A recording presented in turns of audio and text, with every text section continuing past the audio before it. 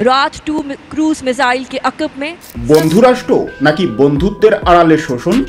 গত 53 বছর ধরে বাংলাদেশ ভারতের সাথে যে সম্পর্ক রেখে এসেছে তা কি শুধুই একপাক্ষিক ছিল? তিস্তার পানি না দেওয়া, সীমান্তে পাখির মতো মানুষ হত্যা আর বাণিজ্যের নামে অসমতা, এসব কি বন্ধুত্বের নমুনা, নাকি একেই বলে পিঠে ছুরি মারা বা বিশ্বাসঘাতকতা? আজকের ভিডিওতে জানবেন এমন সব তথ্য যা মিডিয়ায় আপনি আগে কখনোই শোনেননি। তাই এই ভারতের বন্ধুত্ব নাকি বন্ধুত্বের নামে বিশ্বাসঘাতকতা তা জানার জন্য ভিডিওটি শেষ পর্যন্ত দেখুন, কারণ শেষে লুকিয়ে আছে আসল রহস্য।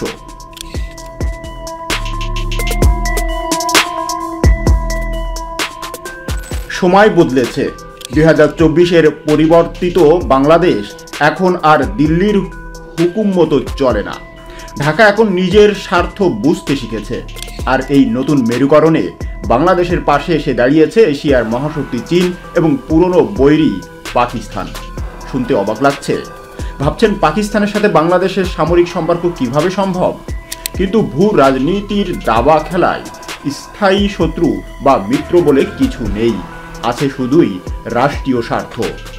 গোয়েন্দা রিপোর্ট এবং প্রতিরক্ষা বিশ্লেষকদের মতে বাংলাদেশ তার আকাশসীমা এবং সীমান্ত সুরক্ষিত করতে চীন ও পাকিস্তানের অত্যাধুনিক মিসাইল ও রাডার প্রযুক্তির দিকে ঝুঁকছে।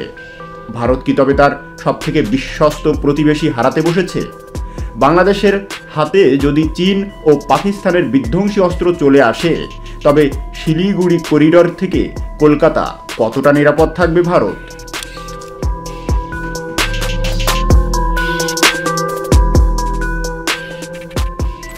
সম্প্রতি বাংলাদেশের ক্ষমতাচ্যুত প্রধানমন্ত্রী শেখ হাসিনাকে মানবতা বিরোধী অপরাধে দোষী সাব্যস্ত করে মৃত্যুদণ্ড দেওয়া হয়েছে। বাংলাদেশ সরকার এই রায় কার্যকর করতে চাইলেও তার বর্তমান আশ্রয়স্থল ভারত প্রত্যার্পণের ক্ষেত্রে প্রধান বাধা হয়ে দাঁড়িয়েছে। 2024 সালের আগস্টে ছাত্র জনতার বিক্ষোভের মুখে ভারতে পালিয়ে যান সাবেক এই প্রধানমন্ত্রী। ঢাকা তাকে বিচারের মুখোমুখি করার জন্য প্রত্যার্পণের দাবি জানাচ্ছে। তবে সাবেক এই ঘনিষ্ঠ মিত্রের প্রতি ভারতের নিরপেক্ষ অবস্থান এক তীব্র কূটনৈতিক অচলাবস্থা তৈরি করেছে। বাংলাদেশে কর্মরত ভারতীয় কূটনৈতিক অনিল ত্রিগুণায়েত মনে করেন, নয়াদিল্লি সম্ভবত শেখ হাসিনাকে জেল বা মৃত্যুদণ্ডের মুখোমুখি করার জন্য দেশে ফেরত পাঠাবে না। তিনি ব্যাখ্যা করেন, ভারত ও বাংলাদেশের প্রত্যার্পণ চুক্তিতে একটি ব্যতিক্রমী নিয়ম আছে। এই নিয়মের ফলে যদি কোনো রাষ্ট্র মনে করে অপরাধটির রাজনৈতিক উদ্দেশ্য হয়েছে, তবে তারা প্রত্যার্পণ প্রত্যাখ্যান করতে পারে।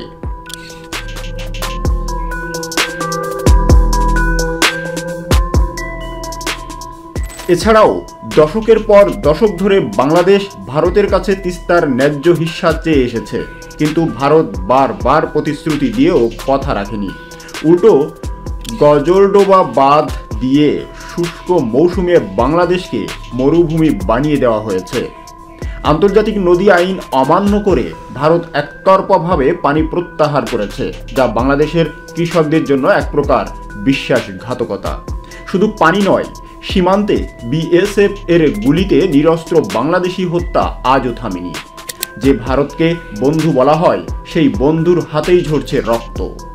রাজনৈতিক বিশ্লেষকরা মনে করেন, ভারত সবসময় চেয়েছে বাংলাদেশ সামরিক ও অর্থনৈতিকভাবে তাদের উপর নির্ভরশীল থাকুক। তারা চায়নি বাংলাদেশ শক্তিশালী হোক।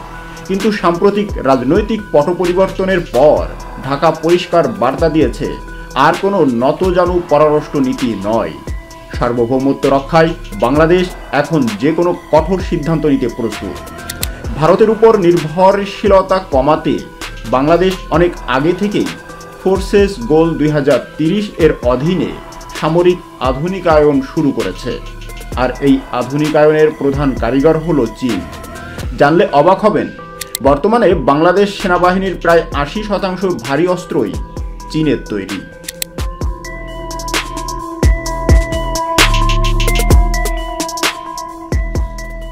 বাংলাদেশের হাতে এখন রয়েছে চীনের তৈরি অত্যাধুনিক VT-5 লাইট ট্যাঙ্ক, যা পাহাড়ি এবং সমতল উভয় জায়গাতেই ভারতের বাংকার গুড়িয়ে দিতে সক্ষম। নৌবাহিনীতে যুক্ত হয়েছে চীনের তৈরি দুটি সাবমেরিন, নবযাত্রা ও জয়যাত্রা। বঙ্গোপসাগরে ভারতের একচ্ছত্র আধিপত্য খর্ব করতে এই দুটি সাবমেরিনই যথেষ্ট। তবে সবথেকে ভয়ের কারণ হলো মিসাইল ডিফেন্স। বাংলাদেশ চীনের কাছ থেকে FM-90 short range air defence system কিনেছে। শোনা যাচ্ছে খুব শীঘ্রই বাংলাদেশ চীনের MQ-9 বা সমমানের long range surface two air missile system কিনতে পারে। এই মিসাইল যদি মোতায়েন করা হয় তবে ভারতের যুদ্ধবিমান বাংলাদেশের আকাশসীমার ধারের কাছে আসার আগেই দুইবার ভাববে। চীনের এই অস্ত্রগুলো ভারতের সামরিক পরিকল্পনাকারীদের রাতের ঘুম হারাম করে দিয়েছে, কারণ তারা জানে চীনের অস্ত্র মানেই ভারতের প্রযুক্তির সমকক্ষ বা তার চেয়েও উন্নত।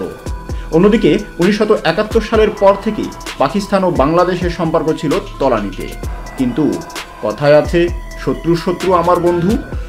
ভারতের ক্রমাগত চাপের মুখে বাংলাদেশ ও পাকিস্তান উভয় দেশই এখন কাছাকাছি আসছে।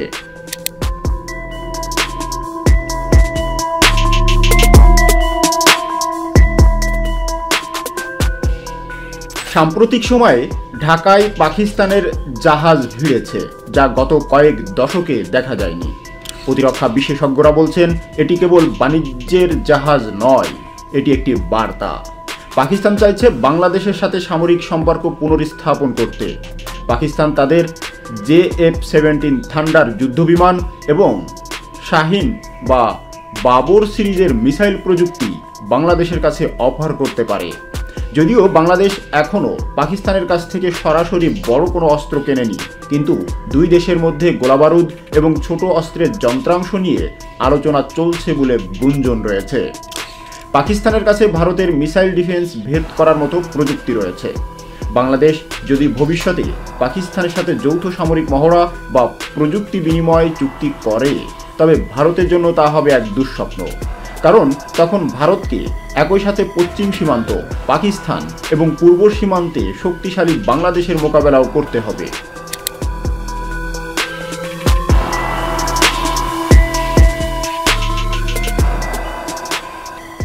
বাংলাদেশের এই সামরিক উত্থান এবং চীন পাকিস্তানের সাথে ঘনিষ্ঠতা ভারতকে চরম অস্বস্তিতে ফেলেছে।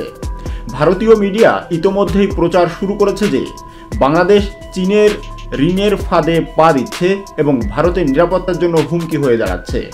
দিল্লির সাউথ ব্লকের কর্তারা ভয় পাচ্ছে যে চীন চট্টগ্রাম ও মংলা বন্দর ব্যবহার করে ভারত মহাসাগরে তাদের প্রভাব বিস্তার করবে। আর পাকিস্তান যদি এই জোটে সক্রিয়ভাবে যোগ দেয় তবে ভারতের চিকেন নেক করিডর আরও বেশি অরক্ষিত হয়ে পড়বে। ভারত এখন চেষ্টা করছে বাংলাদেশের নতুন সরকারের সাথে সম্পর্ক স্বাভাবিক করতে, কিন্তু আস্থার সংকট এতটাই গভীর যে তা সহজে পূরণ হওয়ার নয়। ভারত যদি ভবিষ্যতে বাংলাদেশের উপর কোনো ধরনের সামরিক চাপ সৃষ্টি করতে চায় তবে বাংলাদেশের হাতে থাকা চীন ও পাকিস্তানের অস্ত্র হবে তার মোক্ষম জবাব। বাংলাদেশ বুঝিয়ে দিয়েছে তারা আর কারো ব্যাকইয়ার্ড বা পিছনের উঠান হয়ে থাকবে না।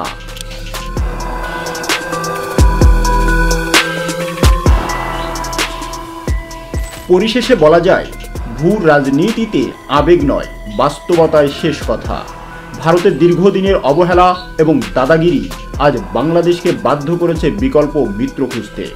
চীন ও পাকিস্তানের মিসাইল বা প্রযুক্তি হয়তো বাংলাদেশের সুরক্ষার ঢাল হবে, কিন্তু আসল শক্তি হলো বাংলাদেশের জনগণের ঐক্য এবং সার্বভৌমত্ব রক্ষায় অদম্য ইচ্ছা। ভারতের বিশ্বাসঘাতকতার জবাব দিতে বাংলাদেশ আজ সামরিকভাবে স্বাবলম্বী হওয়ার পথে। কিন্তু প্রশ্ন হলো, এই অস্ত্র প্রতিযোগিতা কি দক্ষিণ এশিয়ায় শান্তির জন্য হুমকি, নাকি এটি ক্ষমতার ভারসাম্য ফিরিয়ে আনবে? আপনারা কি মনে হয়? বাংলাদেশের কি উচিত পাকিস্তানের সাথে সামরিক সম্পর্ক আরও গভীর করা, নাকি চীনের উপর ভরসা করাই যথেষ্ট?